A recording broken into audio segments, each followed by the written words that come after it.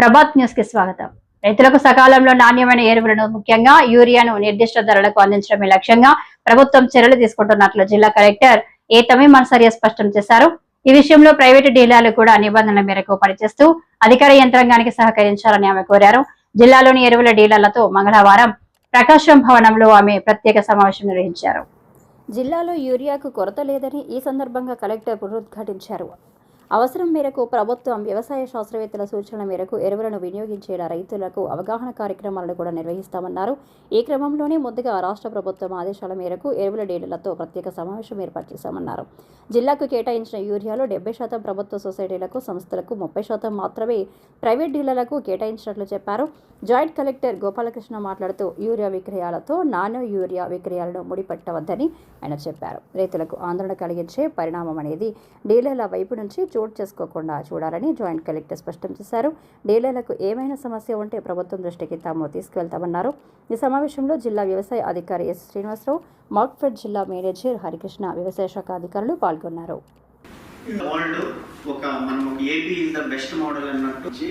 చాలా పెద్ద మొత్తంలో ఈ ప్రకృతి వ్యవసాయం అవలంబించి అంత ఫెర్టిలైజర్ మాత్రమే వాడేటట్లు అందరూ నాకు నమ్మకం ఉంది. మన జిల్లాలో అటువంటి ఇష్యూస్ ఏమి లేదంటే వాటి ఎబో ఎంఆర్పి కానీ అమ్మటం కానీ చేసి అనే విషయాల మీద కూడా ఇప్పుడు ట్రైనింగ్ అనేది ఒకటి మీకు ఇవ్వడం జరుగుతుంది. ఇబ్బంది పడకూడదు, ఎక్కడ ప్యానిక్ సిచ్యువేషన్ క్యూలో ఉండే సిచ్యువేషన్ రాకుండా జరిగింది కాబట్టి ఆ విధంగానే మీరు చేయాలని కోరుకుంటూ 2 సార్లు వేసి వాళ్ళు ఎరువు. ఇప్పుడు అది రాని దమ్ము చేసి నాట్లు వేసి ఒక 50 కేజీలు వస్తుంది. అది కొడుతుందంటారు.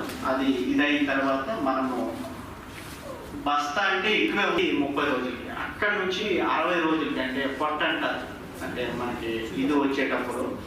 సో దీనికి మొక్కకి తీపి అనేది ఎక్కువ, వేప ఇది చేదు చేయాలని ఇది కూడా ప్రభుత్వం వారు పెట్టారు. సో దాన్ని అందరు రైతులకు కూడా అవుట్ రీచ్ ప్రోగ్రామ్ ఎక్కువ చేస్తున్నారు.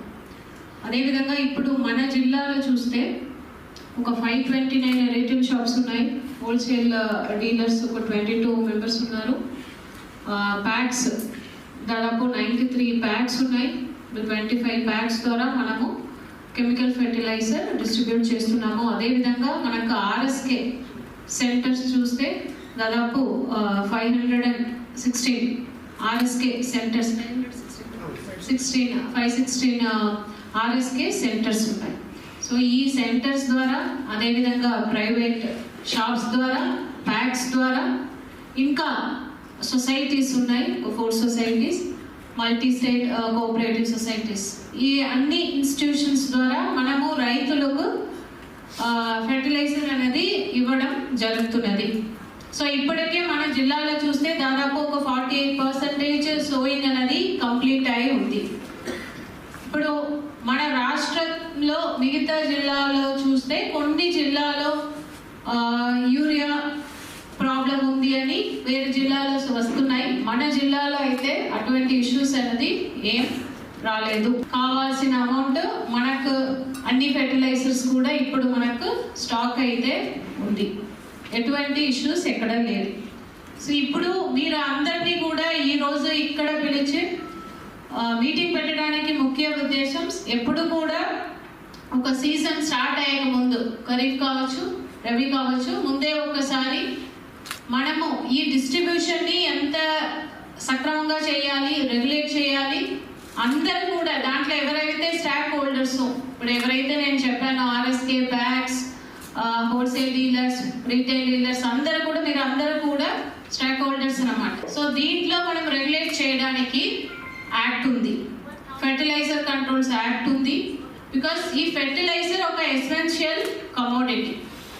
సో దీన్ని ఎక్కడైనా అవకతవకలు జరిగితే, సరిగా డిస్ట్రిబ్యూషన్ చేయలేదంటే అల్టిమేట్గా ఫార్మర్స్ ఇబ్బంది పడతారు. సో ఫార్మర్స్ని ఎట్టి పరిస్థితుల్లో కూడా ఇబ్బంది పెట్టకూడదు. ఇది ఎసెన్షియల్ కమోడిటీ కాబట్టి సక్రమంగా దీన్ని డిస్ట్రిబ్యూట్ చేయాలి. దానికోసమే ఒక యాక్ట్ కూడా సెపరేట్గా ఉంది. సో ఈ యాక్ట్ గురించి మీ అందరికీ కూడా మీకు తెలుసు. మరొకసారి గుర్తు చేయడానికి, సో ఎవరైనా కొత్తగా షాప్స్ వచ్చి ఉంటే వారికి కూడా దీని గురించి ఒక పీపీటీ ప్రెజెంటేషన్ ద్వారా మీ అందరికీ కూడా తెలియజేయడానికి ఈ మీటింగ్ అనేది పెట్టడం జరిగింది. స్టాక్స్ ఉన్నది ఎంత ప్రైస్కు మీరు అమ్మాలో ఆ ప్రైస్కు అమ్మండి. సో ఎక్కడ కూడా అనవసరంగా ఫార్మర్స్ మధ్యలో ప్రానిక్ రియాక్షన్ అనేది వారికి క్రియేట్ చేయకూడదు. మీరు స్టాక్స్ ఉన్నప్పటికీ లేదని వారికి చెప్పి దాని వలన ఇంకా ప్రైస్ని కొద్దిగా పెంచి అమ్మితే మాత్రం మనము ఏదైతే మనకు యాక్ట్ ఉంది దాని ప్రకారం యాక్షన్ తీసుకుంటాం. బికాస్ స్టార్టింగ్లోనే మీకు ఇవి అన్నీ కూడా క్లియర్ కట్గా చెప్పాలి. బికాస్ మన జిల్లాలో అటువంటి ఏ ఎన్ఫోర్స్మెంట్ ఇది we don't want to do it, but అలాంటి పరిస్థితి వస్తే చాలా స్ట్రిక్ట్గా తీసుకుంటాము. బికాస్ ఇప్పుడు ఒక మండల్ లెవెల్లో తహసీల్దార్, అగ్రికల్చర్ ఆఫీసర్, అదేవిధంగా SHO టీమ్స్ ఫామ్ చేసి ఉన్నాము. మీ అందరూ కూడా తెలుసు, లాస్ట్ వీక్స్ నుంచి అందరూ కూడా ఫీల్డ్కి వస్తున్నారు, వచ్చి ఇన్స్పెక్ట్ చేస్తున్నారు. సో ఇప్పటికే మనము దాదాపు ఒక 11 కేసెస్ 6 కేసెస్ బుక్ చేసి ఉన్నాము. ఒక FIR కూడా ఫైల్ చేసాము పొదిలిలో.